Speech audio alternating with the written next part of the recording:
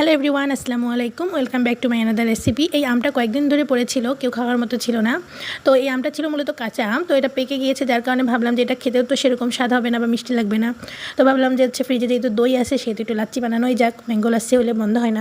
তো যে কথা সেই কাজ, আমটাকে প্রথমে কেটে কুচি কুচি করে নিয়ে সেটা ব্লেন্ডার জারে দিয়েছি। তারপর 5 থেকে 6 টেবিল চামচ পরিমাণ মিষ্টি দই অ্যাড করে দিয়েছি। তো আমি কিন্তু এখানে কোনো চিনি ব্যবহার করিনি। আপনারা যদি মিষ্টির পরিমাণটা বাড়াতে চান তাহলে এখানে চিনি অ্যাড করতে পারেন। এরপর আমি এখানে এক গুঁড়া দুধ 1 টেবিল চামচ আর একটু বিট লবণ দিয়ে নর্মাল ফ্রিজে যে পানিটা ছিল সেটাকে ঢেলে দিয়েছি।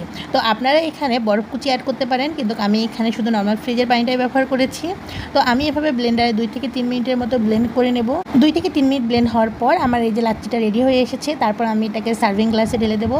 আপনারা কে কোথা থেকে আমার এই ভিডিওটা দেখতেছেন অবশ্যই কমেন্টে জানাবেন। আর আপনাদের যদি এই রেসিপিটা ভালো লাগে অবশ্যই একদিন বাসায় ট্রাই করবেন এবং আপনার ফ্রেন্ডদের সাথে শেয়ার করবেন। দেখা হচ্ছে নেক্সট ভিডিওতে। ততদিন সবাই সুস্থ থাকুন, ভালো থাকুন। আল্লাহ হাফেজ।